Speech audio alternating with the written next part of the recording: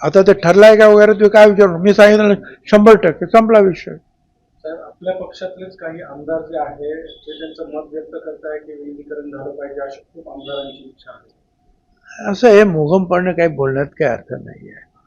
आणि आता आपण कॅप्टन नेमलेले आहेत ना, आपण ते विचार करतील ना, बसलेत ना ते काय हे आणि मग बघतील काय करायचं ते. आमदारांची सुद्धा मिटिंग घेतील. अरे पण सध्या जे आहे, हा म्हणतो म्हणून तो म्हणतो, तो म्हणतो म्हणून तो म्हणतो, एवढी घाई काय आहे एवढ्या सगळ्याची. म्हणजे 3-4 दिवसाने आधी हे केलं काय आमचा शपथविधी घेतला तर फार घाई केली. पहिल्या दिवसापासून मर्जर मर्जर मर्जर चालू आहे. ही घाई नाही आहे. आणि रोज तेच बातमी. जर थांबूया आता आपण. कारण झिरवाळ असतील, पुष्कर असतील, हे दिल्लीमध्ये गेले त्यामुळे चर्चांना पुन्हा एकदा. आता दिल्लीमध्ये काय त्यांना कोणते काय मोदींना भेटायला गेले का अमित भाईंना भेटायला गेले, मला काय माहिती नाही. दिल्लीला कशाला गेले, त्यांचं काहीतरी डिपार्टमेंटचं काही काम असेल, मला काही कल्पना नाही. आता अधिवेशन तोंडावर आलं असताना कुठल्याही मंत्र्यांनी अशा प्रकारचं जनरल स्टेटमेंट करणं मला तरी योग्य वाटत. मी नाही का कोणीच करता कामा नये. पण आलं ना, अधिवेशन सुरूच झालं ना आता एक आठवड्यावर. त्याच्यामध्ये अधिवेशनात जर काय बोलायचं असेल ते आता बाहेर बोलून मग परत हक्कभंग सुरू होईल. धन्यवाद. जाणार असल्याचं चर्चा आहे, सध्या मुख्यमंत्री देवेंद्र फडणवीस यांच्याकडे. असं आहे की त्यांनी स्पष्ट सांगितलेलं आहे की यांना बसू द्या. दादाने अर्धवट काम केलेलं आहे याचं बजेटचं. आता पुढचं जे आहे महत्त्वाचं बजेटचं काम, जे पूर्ण करण्याचं काम मी स्वतः करतो काय, आणि नंतर मग तो काय करायचं त्याचा आपण विचार करू. स्वतः बोललेत ना ते. राज्यात लवकरच शेतकरी कर्जमाफी होण्याचा म्हणतात की आम्ही हीच भूमिका मांडतोय आणि त्याच्याचमुळे आम्हाला टार्गेट केलं जात आहे काही जणांकडून. असं ना की पक्ष म्हटल्यानंतर काय, संघटना म्हणजे काय,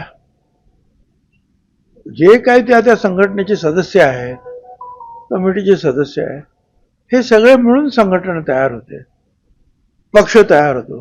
पक्ष म्हणजे काय फक्त बोर्ड आहे का, पक्ष म्हणजे फक्त ऑफिस आहे का, तर तिथे काम करणारे कार्यकर्ते, कार्यकर्त्यांचा संच म्हणजे पक्ष आहे ना, म्हणजे संघटना आहे ना. मग ते सगळे बसून विचार करतील ना. तर तुमच्या पक्षाकडनं शरद पवारांच्या पक्षाला काही असा प्रस्ताव दिला जाणार आहे का? अशा हायपोथेटिकल प्रश्नाला माझ्याकडे उत्तर नाही. असं झालं तर, तसं झालं का, हे करणार का, ते करणार. त्यात असं आहे की त्यांचं ते महाराष्ट्र विकास आघाडी आहे, त्यांचा निर्णय घेतला. आनंद आहे आम्हाला. आम्हाला विरोध करण्याचा किंवा कोणाला त्याच्यावर टिप्पणी करण्याची काय आवश्यकता मला वाटत नाही. त्यांची आघाडी आहे, त्यांनी ठरवावं. आता आमची आघाडी ही जी आहे, आमचे जे काय म्हणतात ते महायुती, बीजेपी आहे, ते एकनाथराव शिंदे शिवसेना, राष्ट्रवादी काँग्रेस पक्ष, अजितदादा गट आहे. आता आम्ही आमचं ठरवू, कुठं काय जायचं, कुठं काय, त्यांचं ते ठरवतील. साहेब, सुनेत्राताई ज्यावेळेस उपमुख्यमंत्री पदाची शपथ घेणार होते त्याच्यापूर्वी त्यांनी पवार साहेबांना फोन केलेला होता मोदी बागेमध्ये, मात्र त्यांच्या कुटुंबियांकडनं किंवा त्यांच्याकडनं कुठलाही प्रतिसाद आला नाही, म्हणून त्यावेळेला माहिती समोर आली होती की त्यांच्याशी बोलणं झालं नाही. मात्र आता अशी माहिती समोर येते की शपथविधीच्या संदर्भात माहिती देण्यासाठी. आता फोन त्यांनी केला होता की नाही मला माहिती नाही. स्वतः ते जय पार्थ वगैरे जाऊन भेटलेच होते ना पवार कुटुंबियांना. तिथं माहिती आपल्या समोर आहे ना, सगळ्यांनाच ही माहिती होती. ती टीव्हीवर पण चाललेली होती की पार्थ तिथे आहे म्हणून. साहेब, मालेगावच्या उपमहापौरांनी त्यांच्या दालनामध्ये टिपू सुलतानचा फोटो लावला होता. कोणाचा फोटो लावला? टिपू सुलतानचा फोटो लावला. कोणी लावला? मालेगावच्या ज्या उपमहापौर झाल्या त्यांनी त्यांच्या दालनामध्ये म्हणजे प्रोटोकॉलनुसार डॉक्टर आंबेडकरांचा किंवा छत्रपती शिवाजी महाराजांचा असे फोटो लावणं अपेक्षित असताना टिपू सुलतानचा फोटो लावला. त्याच्यामुळे कुठेतरी नवीन वाद उठून आलेला आहे. कुठल्या पक्षाचे आहे ते? हा?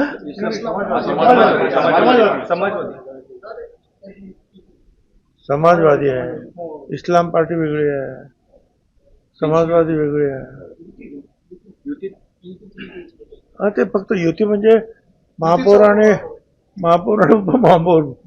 ठीक आहे, मला काही कल्पना नाही, परंतु जे आहे, जे नियमाने ठरलेलं आहे आणि राष्ट्रीय पातळीवर राज्य पातळीवर ठरलेलं आहे त्याप्रमाणे सगळ्यांनी वागायला पाहिजे असं माझं मत. कोण चालू आहे? उगीच बॅटरी जोडते उगीच. हा, नरहरी झिरवाळ सध्या अडचणीत आहेत, कारण त्यांच्या स्वीय सहाय्यकापर्यंत आता विषय आलेला आहे. लाच घेतल्याप्रकरणी त्यांच्या पीएचं सुद्धा नाव आता गोवण्यात आलेलं आहे. झिरवाळ म्हणतात की माझ्यापर्यंत जर विषय आला तर मी राजीनामा देईन. म्हणजे बरोबर आहे ना. आता शेवटी पोलिसांकडे प्रकरण गेलं असल्यामुळे पोलीस त्याच्यावर चौकशी करतील. होम डिपार्टमेंट पर्यंत, CM पर्यंत, DCM पर्यंत काय खरं आहे, काय खोटं, काय जाते. आणि त्याच्यानंतर खरोखरच स्वतःच त्यांनी सांगितलेलं आहे की माझ्यापर्यंत जर हे प्रकरण आहे, मी त्याच्यामध्ये गुंतवलं असं जर सिद्ध झालं तर मी राजीनामा देतो. हे चूक आहे. म्हणजे पण याच्यापूर्वी सुद्धा झिरवाळांच्या संदर्भात अनेक तक्रारी होत्या. आता ते जे आहे हे जनरल आपलं चर्चा झाली काय, त्याच्यावर प्रत्येकावर आपण चर्चा करत असतो. पण असं नाही की अनेक लोक काम करत असतात ऑफिसमध्ये, मंत्रालयात, इकडे तिकडे. तर कुणी काय केलं त्याच्याशी काय संबंध आहे हा तर पोलिसांच्या मार्फत जो आहे हा उघड होईल ना. तर विलिनीकरणाच्या संदर्भामध्ये अद्याप काही निश्चित ठरलेलं नाहीये. समोरून प्रस्ताव आला तर आम्ही ठरवू असं सुनील तटकरे म्हणतात. असं आहे ना की मला हे कळत नाही की रोज विलिनीकरण काय ही चर्चा आहे. विलिनीकरणाचं काय करायचं, आजही करता येईल, 1 महिन्याने करता येईल, 2 महिन्याने करता येईल. घाई करण्याचं काय कारण काय आहे. सुनेत्राताई तेथे आता उपमुख्यमंत्री म्हणून बसलेले आहेत. राष्ट्रीय अध्यक्ष म्हणून सुद्धा आम्ही त्यांची निवड करणार आहोत. त्याच्यानंतर त्या पक्षाचे जे काही प्रमुख लोक आहेत किंवा त्यांना ज्यांना वाटतात त्या सगळ्या लोकांना कमिटीला बसून बोलवतील, काय करावं, चर्चा होईल. शेवटी एवढे मोठे निर्णय जे आहे हे दोन्ही बाजूच्या लोकांनी चर्चा करूनच होईल ना.